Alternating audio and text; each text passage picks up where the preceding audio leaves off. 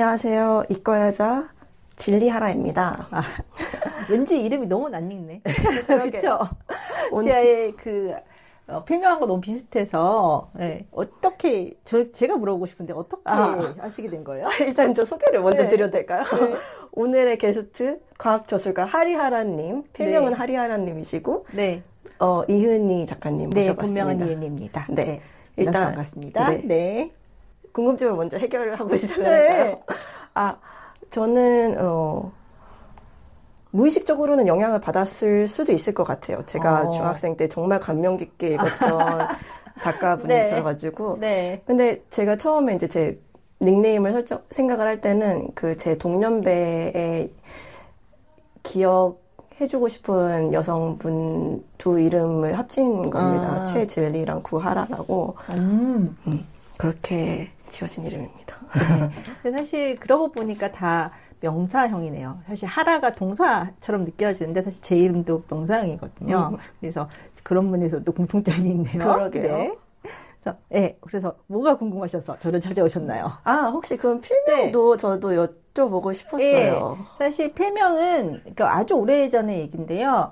이거는 이제 제가 첫 책이 하리하라의 생물학 카페가 신화에서 나온 이야기였잖아요. 그 당시 신화에 되게 빠져 있었어요. 그래가지고 신화 속의 인물들 중에서 제가 괜찮은 닉네임을 좀 찾아봐야겠다 해서 뒤졌는데 제가 좋아했던 그리스 로마 신화에서는 못 찾았고 그 다음에 인도 신화에서 찾은 이름이 하리하라였어요. 그래서 인도 신화의 하리하라는 쉽게 말하면 인도 신화 버전의 아수라백작이라고 하시면 혹시 아수라백작을 아시나요? 네. 그래서 절반은 생명과 삶의 신, 그다음에 절반은 죽음과 파괴의 신이 결합된 형태를 얘기하거든요. 근데 저도 전공이 생물학이었는데 생물이 좀 그런 속성이 있어요. 그러니까 항상 그대로 돌처럼 변치 않는 게 아니라 항상 우리 몸의 세포가 죽어나가면서 그만큼 새로 채워지기 때문에 전체를 유지할 수 있잖아요. 근데 그게 굉장히 생물학적으로 느껴지더라고요. 그래서 그 이름을 따서 하리하라라는 이름으로 이제 인터넷에 글을 쓰기 시작했는데 그게 1997년부터니까 꽤 오래전 일이죠. 네.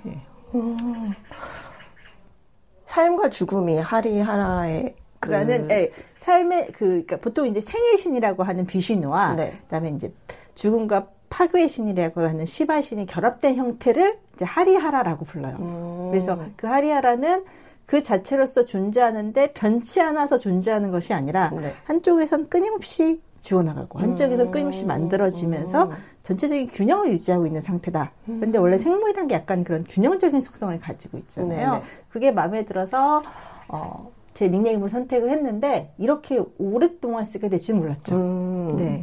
되게 뜻밖의 저술가의 길을 걷게 됐다고 들었어요. 사실은 저는 원래는 이제 생물학을 전공했고 석사를 마치고 잠깐 이제 유학을 준비하다가 잠깐 그 틈에 이제 좀 유학 비용을 벌어야 되니까 취직을 했거든요. 그래서 연구소에서 연구를 하는데 아시겠지만 대학원과 연구소에서 실험실생을 해보셨잖아요. 대학원과 연구소에서 특히 생물학 관련돼서는 기다리는 일이 되게 많아요.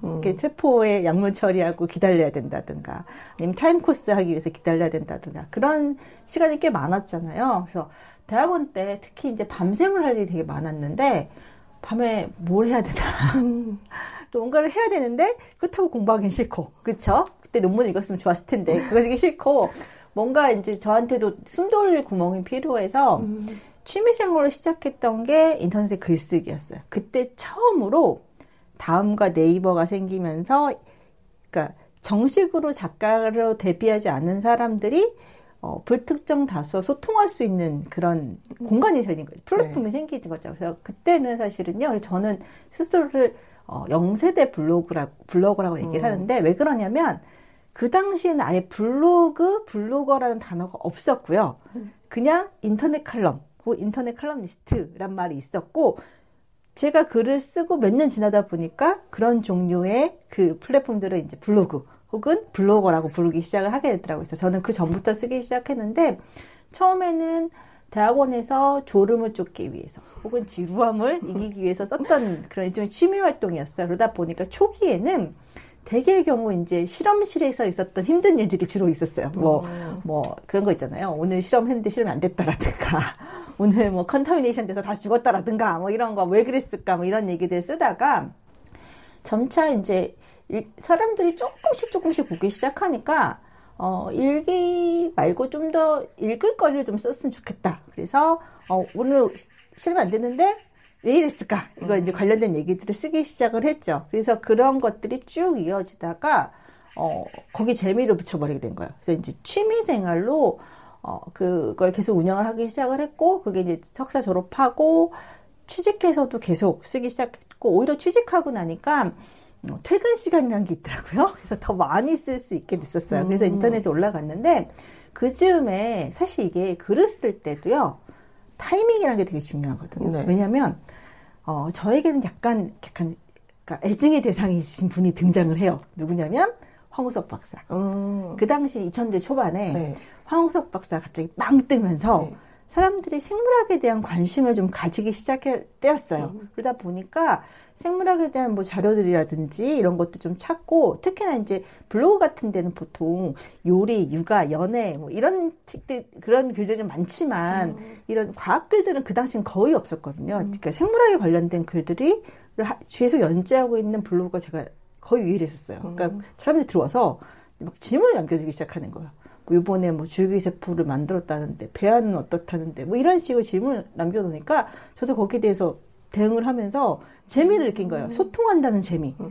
내가 그냥 혼자 떠드는 게 아니구나. 사람들이 내 글을 읽어주고 거기에 반응하는구나. 그래서 거기에 되게 열심히 쓰기 시작해서 그러다 보니까 거의 한 일주일에 2편 정도씩 글을 올리기 시작을 했고, 나중에 보니까 150편 가까이 글이 모였더라고요. 네. 그 정도 되니까 이제 사람들이 그냥 인터넷 속성이 그래요. 아무도 안 올 때는 정말 아무도 안 와요. 그러다가 한번 어디 피드에 올라가기 시작을 하면 네. 그 다음부터는 계속 사람들이 올라오기 시작해서 지수함수적으로 증가를 하잖아요. 갑자기 이게 들어온 사람 갑자기 확 늘어나더니 네. 우수 블로그, 뭐 우수 칼럼 이런 게 되더라고요.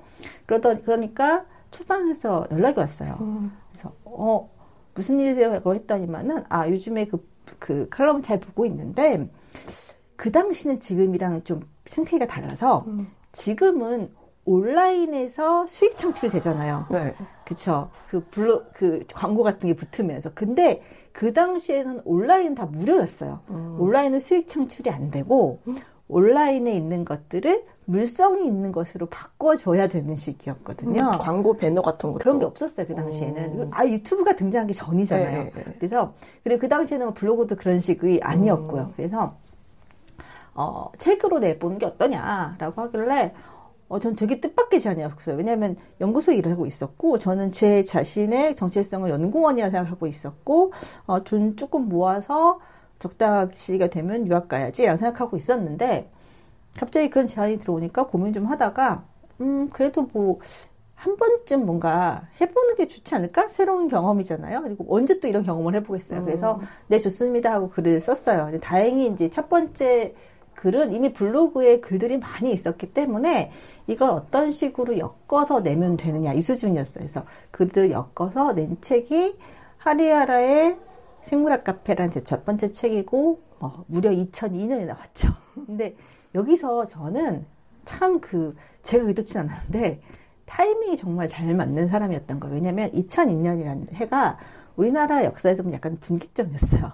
왜냐하면 그 전에 노무현 대통령 당선됐고 있었고, 그리고 월드컵이 있었죠. 네. 분위기가 굉장히 밝고 활기찬 분위기로 전환되던 시기였거든요.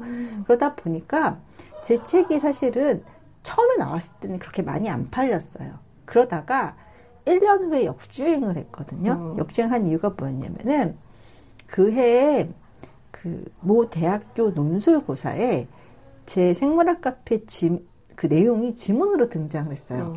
근데 그때까지만 하더라도 대학교 논술고사에서는 그냥 고전들, 그쵸. 그런 것들이 나오는 건 줄 알았는데. 얄리얄리 갑자기, 바로 그 전에 나온 책.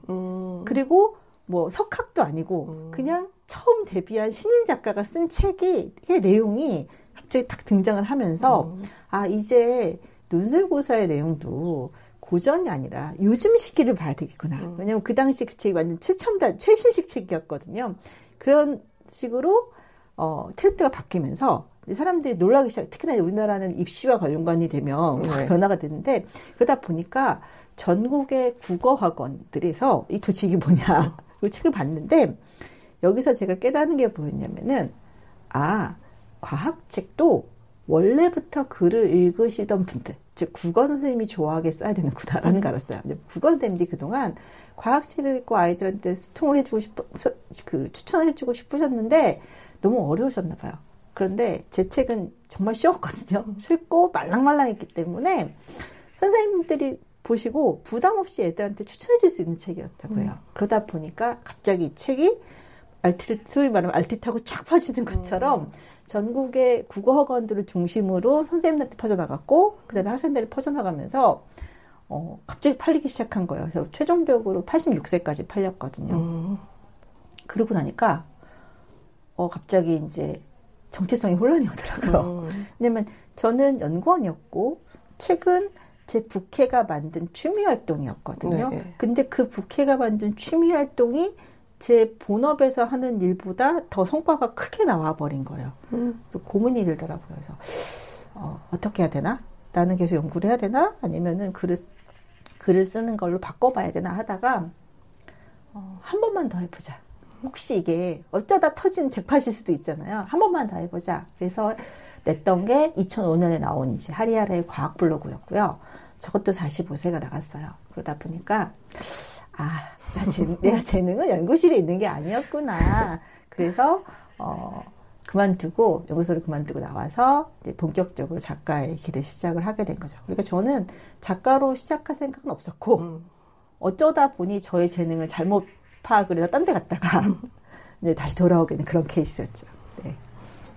저는 두 번째 내신 하리아라의 과학 블로그를 읽은 독자였죠. 되게 오랜 독자. 옛날부터 저를 알아보고 저게 딱 올해로 다 20년 됐거든요. 네, 그러니까 정말 옛날 책이네요. 네.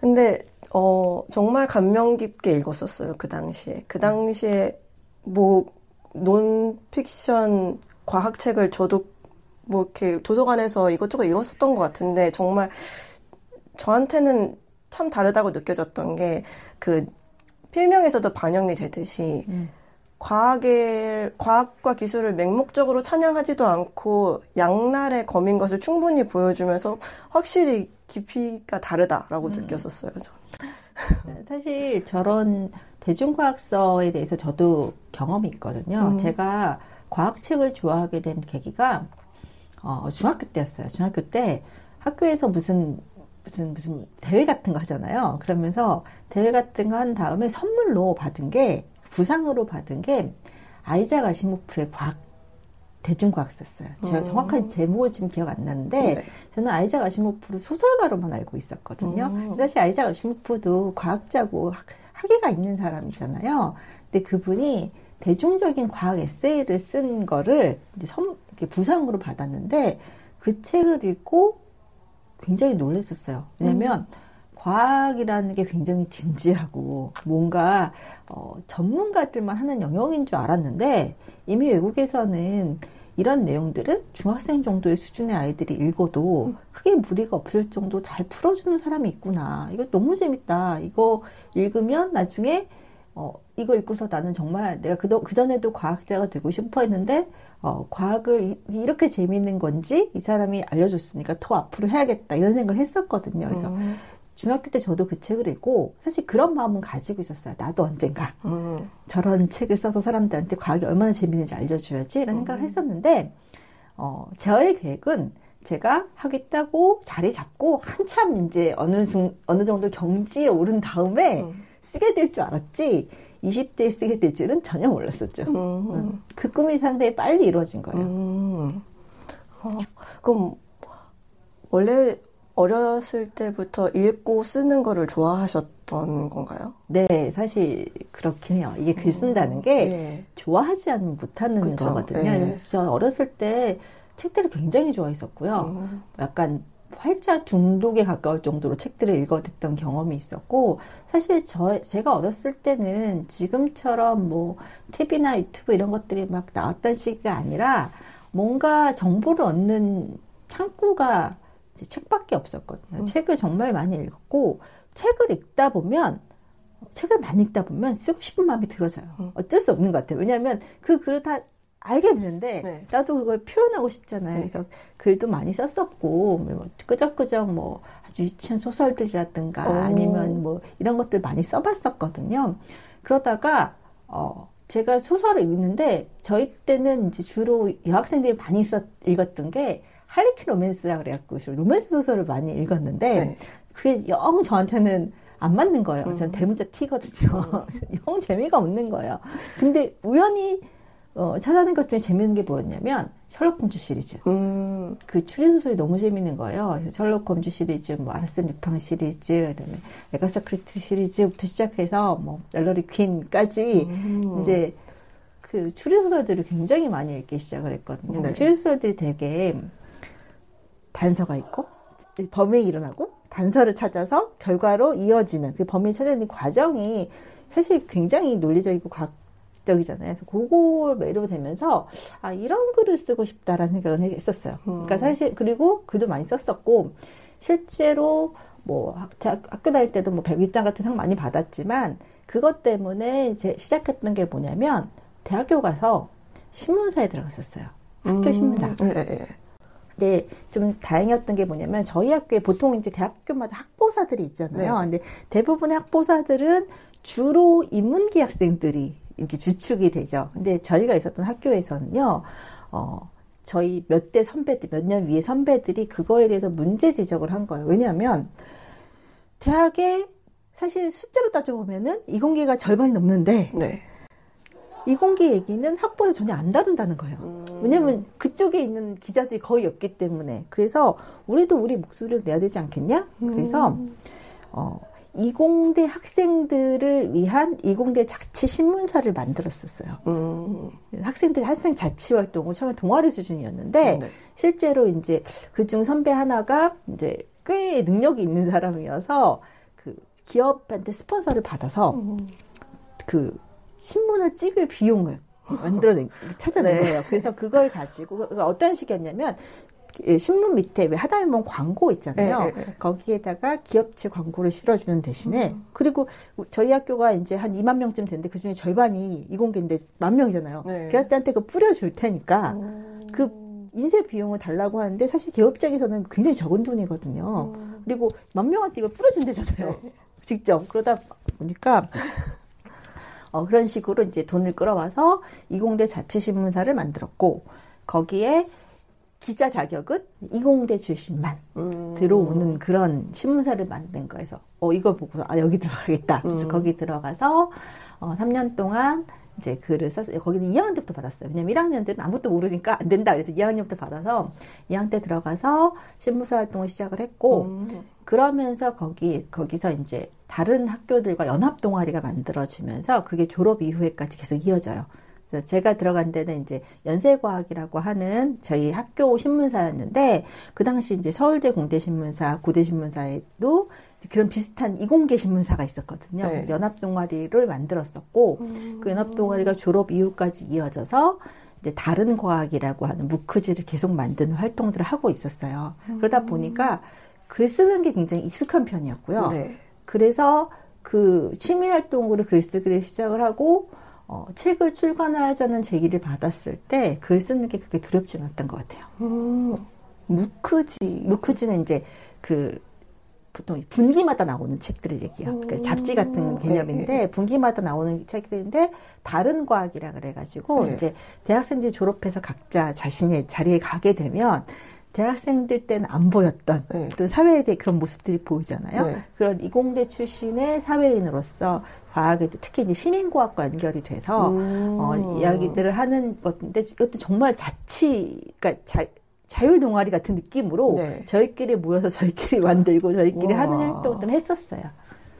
와, 이 스토리는 너무 새롭고 흥미로운 것 같아요. 네, 지금은 사실은 그런 활동들이 많이 잊혀지긴 했는데 그 당시에 1990년대 말 2000년대 초반이 생각보다 굉장히 모든 것들이 이렇게 새롭게 시작하는 시기였고 그래서 해본 적이 없기 때문에 네.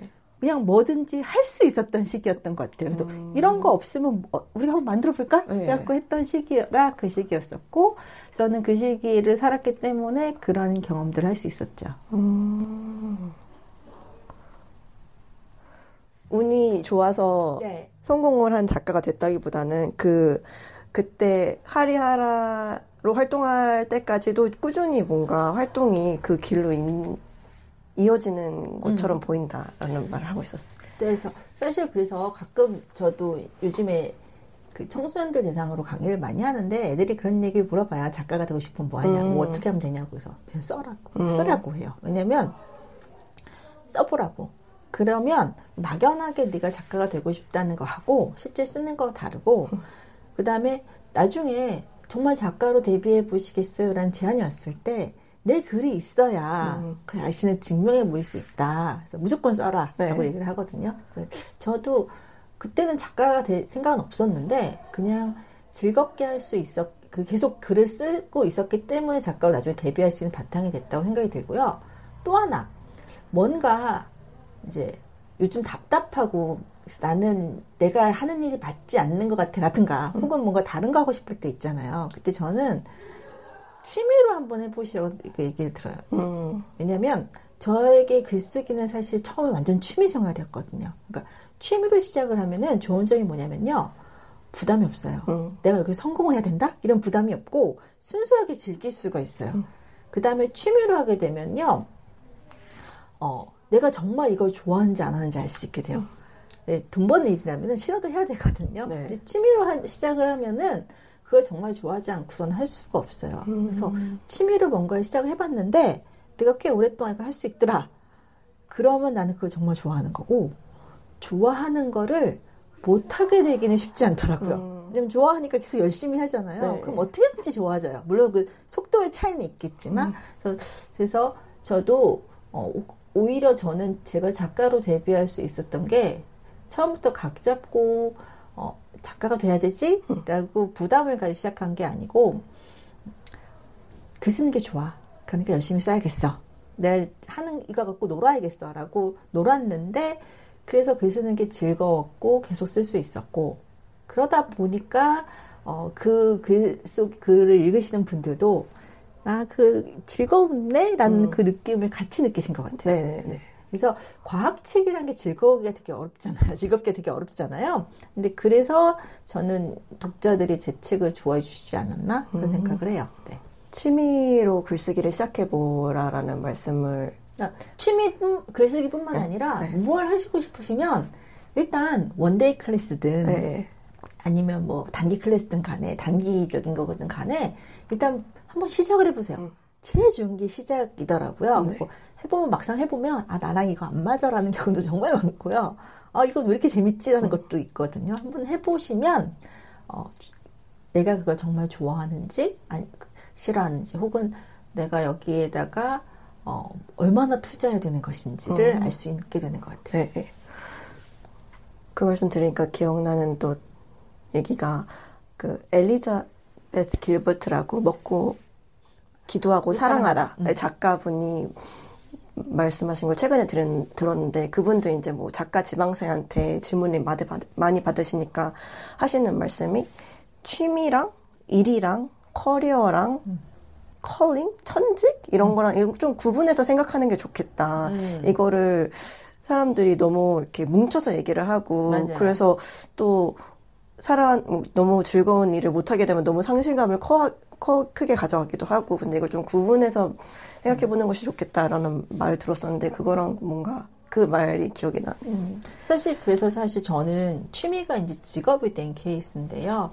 그러다 보니까 좋은 점도 있고 나쁜 점도 있어요. 왜냐하면 취미일 때는 정말 즐거웠거든요. 그런데 이게 직업이 되니까 물론 여전히 재미있기는 한데 부담감이 느껴져요. 왜냐하면 보통 직업 작가라는 건 누군가가 나한테 글을 의뢰하고 나는 글을 써주고 대가를 받는 거잖아요. 근데 그 대가를 공짜로 받을 수는 없거든요. 그러다 보니까 거기에 정말 내 글이 정말 사람들한테 읽힐 만한 글인가라는 걸 계속 검열을 할 수밖에 없으니까 부담스러워지긴 하더라고요. 그렇지만 적어도 좋아하는 취미로부터 시작해서 직업이 됐기 때문에 이 일을 싫어하게 되진 않을 것 같아요. 네. 저는 작업하실 때 자유도가 꽤 높으실 줄 알았어요. 뭔가 이 과학 블로그 책도 그렇고 주제가 되게 다양해서 선별을 그냥 이렇게 원하신 대로 하시지 않았을까 생각을 했었거든요. 사실 그건 좋아요. 네. 왜냐하면 특히나 이제 과학 블로그 같은 경우는 사실 회사 다니면서 쓴 거기도 하고요.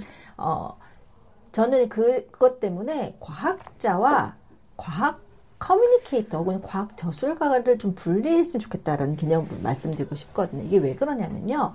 보통 우리나라에서의 과학책을 쓰시는 저술가들은 거의 대부분 과학 전공자거나 과학자들이세요. 그러다 보니까 묘하게 과학책은 과학자가 써야 되는 거야 라는 이런 등식 같은 게 성립이 돼 있거든요. 그런데 제가 이제 활동을 해보니까 그거 굉장히 좋기는 해요. 왜냐하면 전문가가 쓴 책은 깊이를 비전문가가 따라가기 굉장히 어렵거든요. 그러니까 양질의 책이 만들어지는데 굉장히 좋아요. 그런데 과학 저술가 또는 과학 작가라고 네. 과학자 출신의 저자가 아니고 네. 과학 저술가 혹은 과학 작가라고 작가의 방점을 찍히게 되면요. 자유도가 높아진다는 게 삶의 자유도가 아니라 한 발짝 떨어져서 소위 말하는 그 과학자들의 전공 과목들 있잖아요. 자기만의 전문 분야에서 한 발짝 떨어져서 관계를 보게 되거든요. 그러니까 보통 이제 과학자들이 하게 되면은 물리학자 출신의 과학 작가다. 물리학자가 글을 썼다. 그럼 당연히 물리학 얘기가 나오겠죠. 네, 네. 생물학자가 썼다면 당연히 생물학 얘기가 나올 텐데 과학 작가가 되는 순간 자신의 전공은 있겠지만 연결이 가능해요. 그래서 제가 되게 좋아하는 작가 중에 하나가 메리 로치라는 작가거든요. 이제 외국 작가인데 이 사람도 과학자는 아니고 사실 저널리스트 출신인데요. 그러다 보니까 이분은 뭐가 가능하냐면 특정 분야로 한정돼서 접근하는 게 아니라 대상을 선정을 해요. 이분은 주로 사람의 몸에 대해서 관심이 있는데 몸 하면은 그래서 몸을 어떻게 하면 건강하게 만들 수 있을까? 뭐 이런 주제를 만약 글을 쓴다. 그러면은 의사라면은 뭐 영양이라든지 건강 이런 걸 신경을 쓰겠죠. 근데 이분은 의사가 아니기 때문에 작가이기 때문에 의사도 만나고 그 다음에 그 사람이 살아가는 집을 짓는 건축가도 만나고 왜냐면 건강이 있어 굉장히 중요하거든요. 네. 환경에 대한 일들을 하시는 분도 만나시고 또는 뭐 옷이라든가 아니면 뭐 상수도라든가 이런 것들도 다 내 건강을 유지하는데 굉장히 중요하거든요. 화학자도 있을 테고 그런 분들 다양하게 만나서 이 모든 사람들의 노력이 나의 건강을 지키는데 어떻게 연관이 될까를 하면 통합적으로 만들어내거든요. 네. 그래서 그런 식의 글을 쓸 수 있게 됐고요. 그래서 저도 사실은 연구소에서 계속 있었다면 아마 제가 연구하는 분야는 우연하게도 비슷한 연구는 저도 이제 파킨슨병하고 이제 신경질환에 대한 연구를 했었거든요. 그러다 보니까 그 분야에 아마 한정돼서 글을 쓰게 될지도 모르겠어요. 그런데 저는 과학 작가가 됐기 때문에 제 베이스는 생물학이고 생물학이 가장 편하긴 하지만 그 생물학적 그 특정 분야, 그 좁은 분야로만 한정되는 게 아니라 밖으로 나와서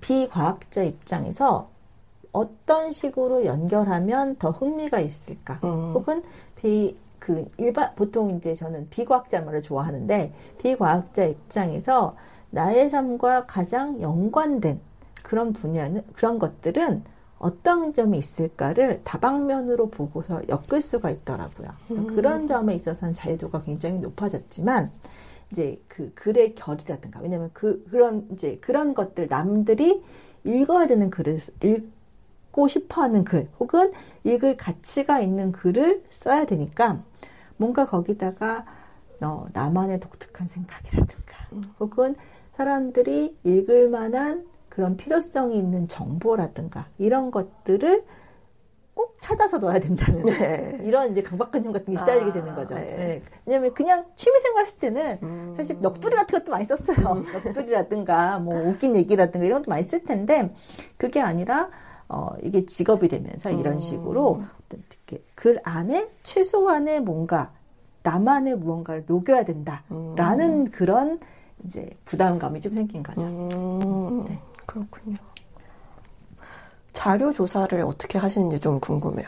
사실 자료보다는요. 네. 먼저 소재를 찾는 게 되게 중요하더라고요. 저는 이제 제가 쓰는 글은 기본적으로 과학 에세이라고 생각을 하거든요. 그러니까 과학을 소재로 삶의 순간과 연결하는 에세이라고 생각을 해요. 왜냐면 저는 뭐 과학적 설명을 하거나 이런 것보다는 과학이 그냥 삶에 녹았으면 좋겠거든요. 그래서 그런 에세이를 쓰는데 에세이를 항상 이게 흔히 뭐 생활툰이라든가 일상툰을 그리시는 웹툰 작가분들이시라든가 아니면 이런 분들이시라면 느끼겠지만 뭔가 그 지점을 찾는 게 되게 중요해요.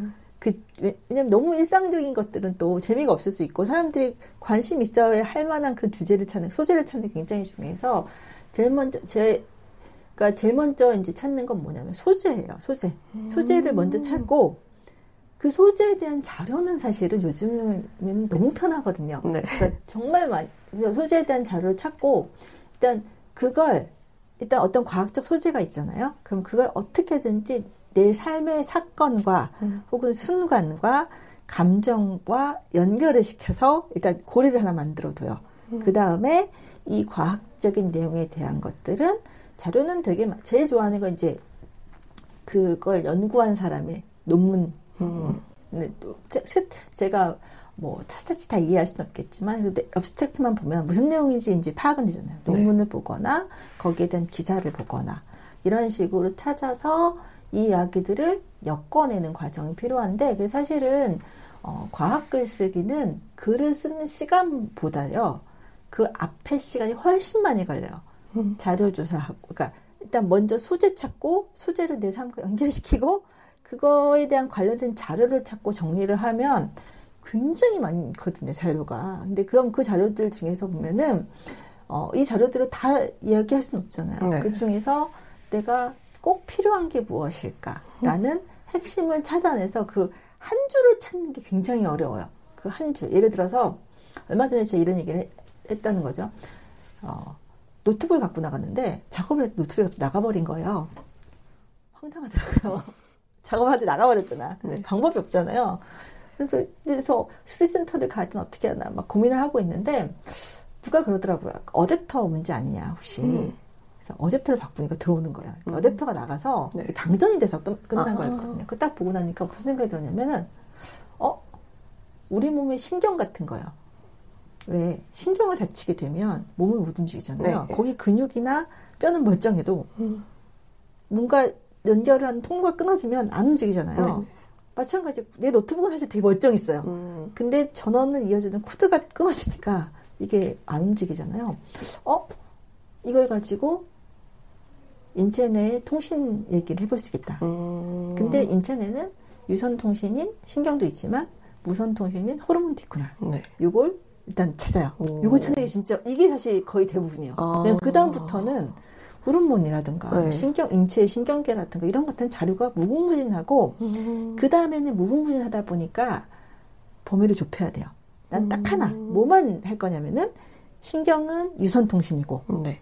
호르몬은 무선통신이다. 네. 이 개념으로 접근할 거니까 신경이 끊어졌을 때 어떤 일을 하는가 호르몬이 어떻게 우리 몸에서 이 신호를 전달하는가 요것만 중심을 놓고 자료를 찾아보는 거예요. 그 다음에 그걸 가지고 정리를 해서 인체 내에서는 유선통신도 있고 무선통신도 있고 이게 적절히 조화가 되어야 우리 몸이 제대로 잘 돌아간다. 우리 사회도 마찬가지고 비슷한 이런 얘기들을 하는 거거든요. 이런 식으로 보통 소재를 찾고 거기에 관련돼서 관계를 찾고 그 다음에 자료를 찾고 이 시간이 상당히 많이 걸리고요. 실제 이게 다 만들어지면 글 쓰는 시간은 크게 오래 걸리지 않아요.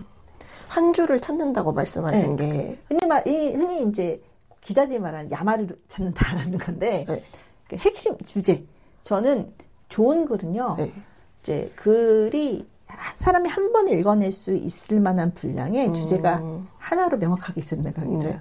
왜냐하면 그러지 않으면 읽는 사람이 너무 헷갈리거든요. 그래서 그 하나를 위해서 빌드업을 하는 과정인 거지, 나머지 부분들은. 그래서 그 한 줄의 핵심, 그걸 찾는 게 굉장히 중요하고, 그 핵심만 잘 찾아주게 되면 글이 크게 방향성을 잃지 않고 깔끔하게 나오는 편이에요. 근데 저조차도 내가 무슨 얘기하고 싶을지 잘 모르는 경우가 있어요. 이 얘기도 하고 싶고 저 얘기도 하고 싶고 막 그렇잖아요. 얘기할 게 너무 많아요. 네. 근데 그런 식으로 글을 쓰면 읽는 분들이 너무너무 힘들어하시더라고요. 그래서 그러면 안 된다라는 걸 이제 아는 거죠. 네. 그리고 한 줄, 내가 이 글에서 요 한 덩이에 그래서 하고 싶은 얘기가 무엇인가. 네. 그 한 줄로 정리가 되는 순간 글이 나와요. 그렇군요. 또 다른 질문이 어떤 질문일까요? 오늘 따끈따끈하게 나온 책을 네네. 좀 얘기를 해볼까요? 엄마생물학? 네. 네. 책 홍보 좀 해야겠네요.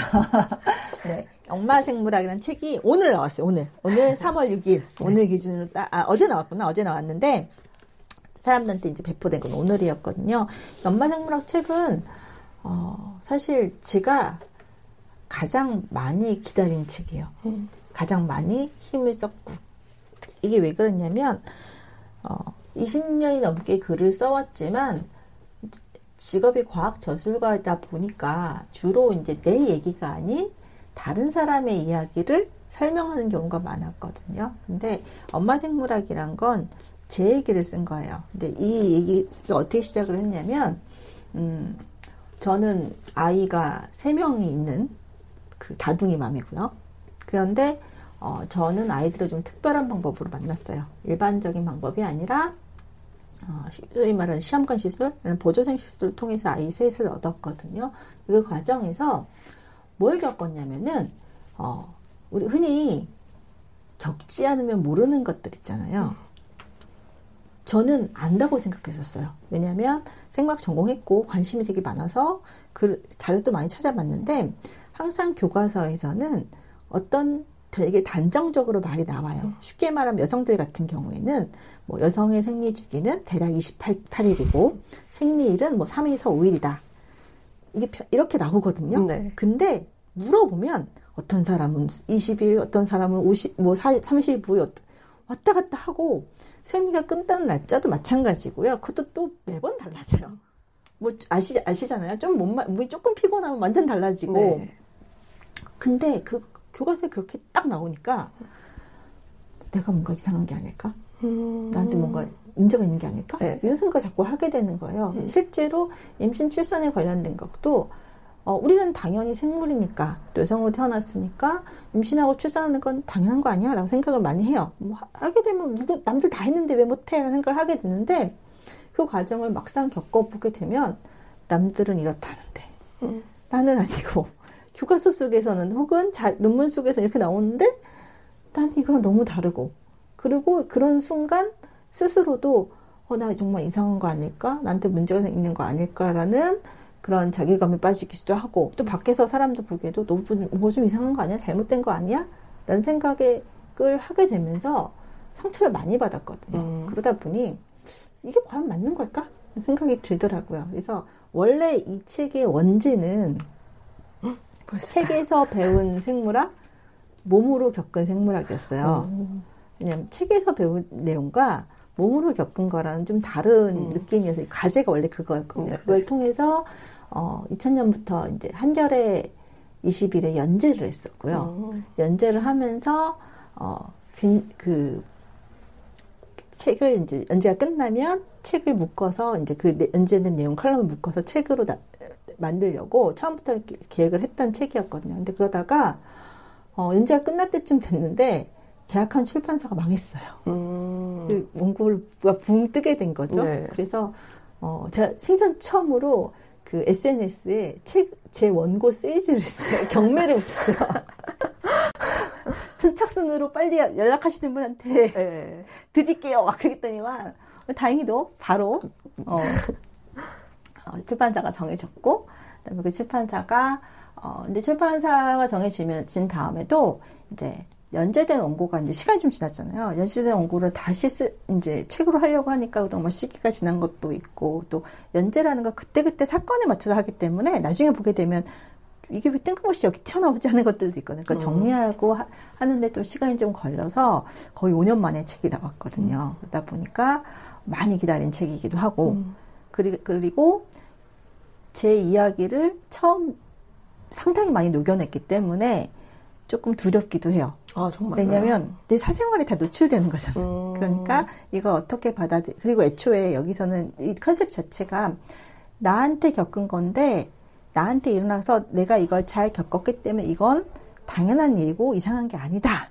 라는 취지의 글인데 네. 그러다 보니까 그건 좀 아닌 거 아니야? 이런 소리를 들을 수 있거든요. 그래서 좀 걱정되긴 한데 어쨌든 간에 제가 쓰고 싶었던 이야기는 뭐냐면 책에 그렇게 나오는 것, 특히 생물에 대한 것들은 대부분 편견이거나 경향성이잖아요. 그러니까 거기에 설사 잘 맞지 않더라도 당신이 지금 겪고 있는 것이 현실인 거고 그걸 다양성을 인정하고 받아들여주고 주변 사람도 그것을 당연하게 여겨주는 것이 좋다라는 얘기들을 담은 책이 이거였고요. 그러다 보니까 출판사에서는 내용 자체가 이제 보통 제가 엄마가 되는 과정에서 겪었던 임신과 출산과 육아에 대한 얘기들이라 보니까 엄마 생물학으로 쓰는 게 낫겠다. 그리고 해서 제목이 바뀌었고요. 네네. 제목 보면 더 마음에 드는 것 같고 그리고 또 하나 마지막으로 출판사 이 세즈 포인트가 뭐냐면 제가 20년 만에 쓴 본격적인 성인 대상으로 하는 과학서라는 거예요. 왜냐면 사실 저는 그 생물학 카페든 과학 블로그든 독자가 청소년이라고 생각하고 쓰지 않았거든요. 성인 대상으로 썼는데 네.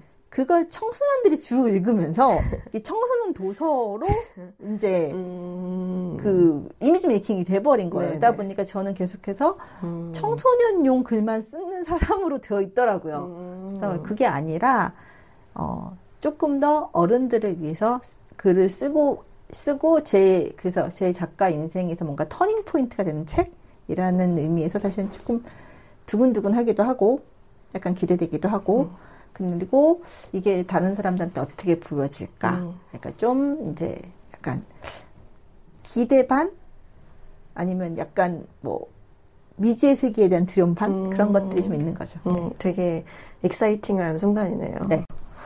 그래서 다음 주에 북 토크 하는데 네. 거기에 좀 오셨으면 좋겠어요. 안 오면 어떡하지? 많이들 가실 것 같아요. 여기 뒤에 홍보 문구에 그 하리아라의 생물학 카페, 하리아라의 과학 블로그 등을 읽고 자란 성인들에게 보내는 메시지, 선물 이렇게 쓰여 있는데 제 주변에도 제 이제 동년배 친구들이 정말 읽고 자랐거든요. 주영님이 대표적인. 네네네. 저도 저만 읽은 줄 알았는데 제 동기들 보니까 읽었더라고요. 네. 그래서 그분들한테도 확실히 와닿을 것 같고 또 메시지도 너무 필요한 메시지고 해서 저는 정말 기대가 됩니다. 저 앞에 몇 곡지를 이제 오늘 따끈따끈하게 나온 책을 읽었는데 그 18년 전에 열심히 줄쳐서 읽었듯이 여기에도 엄청 줄쳐면서 아 역시 작가님은 깊이가 있으시다. 다행이네요. 네. 네. 정말 재밌게 읽고 있습니다. 네. 재밌게 읽어주셨으면 좋겠고 네. 이제는 이제 저 생물학 카페나 과학 블로그들은 보통 이제 중학생, 고등학생들이 제일 많이 읽었잖아요. 그래서 혼자 몸만 건사하면 되던 시기에 읽었던 독자들이 이제 자라서 이제는 나이대가 누군가를 건사할 나이가 됐거든요. 그러면서 좀 생각해 볼 것들을 도움이 됐으면 좋겠다라는 생각을 하고 있죠.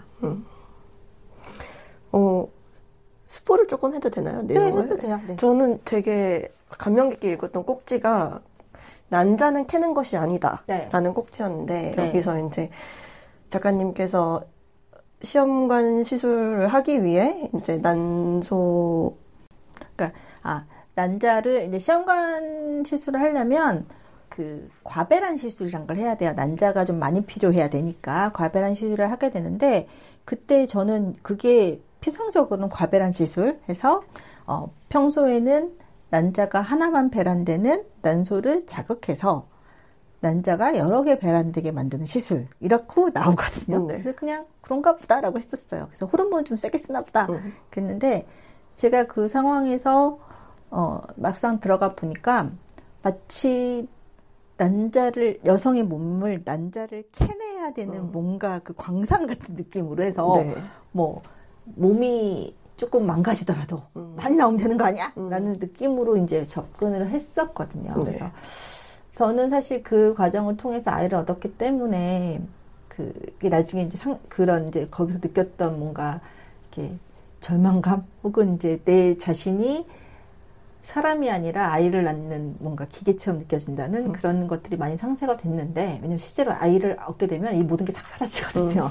하는데 주변에 보시면은 뭐 여러 번 실패해서 그렇게 노력을 했는데도 계속해서 실패하고 안 되고 결국 아이를 얻지 못하시는 분들 계시거든요. 근데 그분들은 나중에는 정말 뭔가 마음이 너무 망가지는 일들이 벌어지는데, 그래서 그때 그걸 조금 덜 상처 입게 할 수 있는 방법 없을까를 굉장히 고민을 많이 했었거든요. 그 방법 중에 하나인데 사실 별게 아니더라고요. 제가 되게 위로받았던 게 뭐였냐면은, 시술을 하는데 그 병원에서만 그런지 모르겠는데요, 간호사 한 분이 들어오셔서 그분은 아무 시술에 참여 안 하세요. 그래서 옆에서 제 손만 계속 잡아주고 계속 얘기를 해줘요. 지금 뭐 하고 있어요? 괜찮아요. 조금만 얼마 있으면 끝날 것 같아요. 이런 얘기를 계속 들려주는데, 제가 이 상황에서 배제되지 않고 참여하고 있고 내가 되게 중요하고 위로받는다는 느낌이 들었거든요. 근데 그것만으로도 그 시술에서 느꼈던 그런 서운함이라든지 불편함이 되게 많이 해소가 됐거든요. 그래서 그런 식으로 그렇게 조금 배려만 해줘도 네. 훨씬 낫구나. 그걸 느껴서 사실 그 내용들을 썼는데, 그 실제 연지할 때도 그런 얘기들을 많이 들었었어요. 네. 비슷한 게 위로를 받았다는 네, 얘기들이요. 그런 얘기들을 들었었고요. 저는 인상 깊었던 게 뭐냐면, 사실 이 난소를 자극해가지고 난자를 여러 개 얻는 그 과정, 과배란 시술을 네.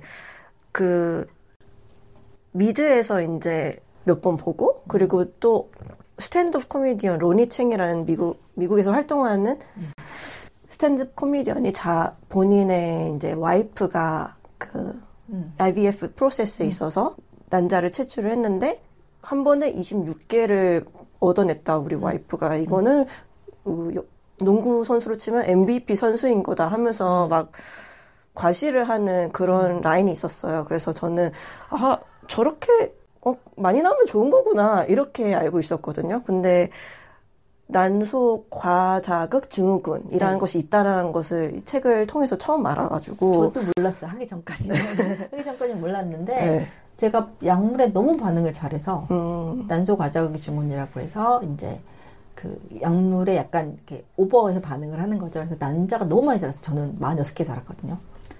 46개 그 정도가 됐는데, 근데 생각해보세요. 인간의 몸이 원래 한 달에 난자 1개만 배란하잖아요. 네.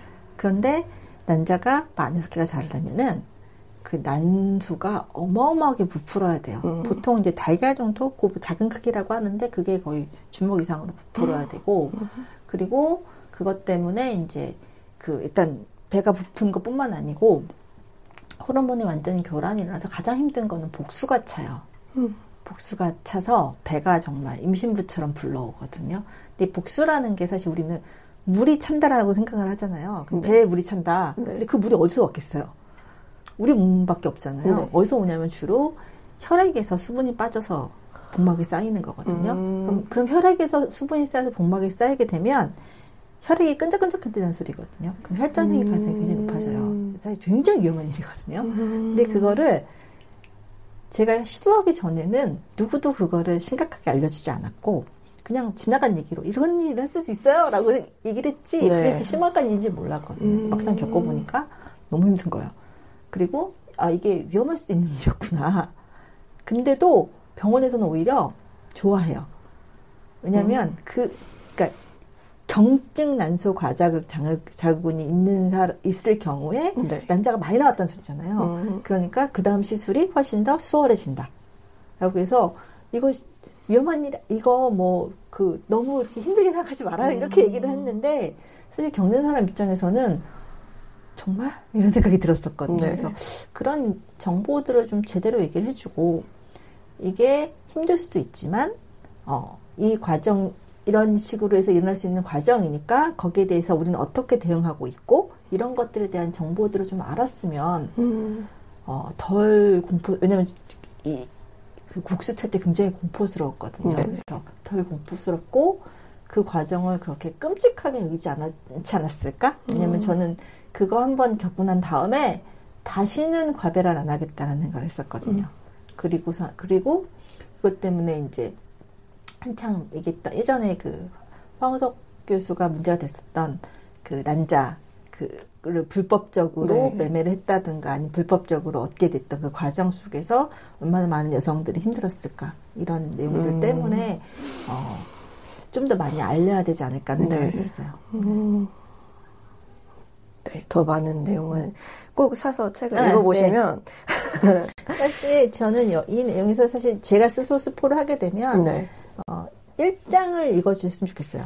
1장 첫 번째. 거기가 하고 싶은 얘기가 제일 농축돼 있는 거고 원래 그래서 연재할 때 이게 뒤에 있었는데 다시 만들면서는 네네. 이 얘기를 정말 하고 싶어서 내가 이거이기 때문에 했다. 그래서 맨 앞으로 뗐으니까 1장의 첫 번째 챕터는 꼭 읽어주셨으면 좋겠어요. 1장 첫 번째 챕터 제목을 말씀드리자면 당신이 하는 모든 일은 자연스러운 일입니다. 네.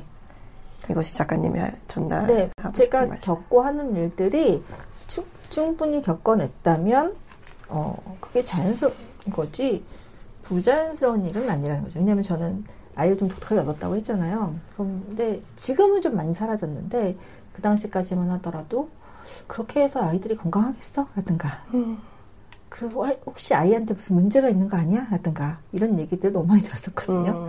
근데 요즘에 병 나면 다들 약 먹고 그쵸? 새로운 신약이 나오면 그거 쓰고 하잖아요. 그것처럼 저는 아이를 갖고 싶었기 때문에 제가 할 수 있는 모든 걸 한 건데 그것 때문에 그게 왜 이상해? 라는 소리를 들으면서 굉장히 상처를 받았었거든요. 네. 그러니까 당신이 하고 싶은 일이 있고 그리고 그것을 할 수 있는 방법이 있고 그게 불법적인 것이 아니라면 그 모든 것은 자연스럽지 않은 이유가 뭐가 있을까 그 생각으로 썼고 그래서 이제 엄마 생물학을 처음 관통한 주제가 그거였고 생각이 들어요.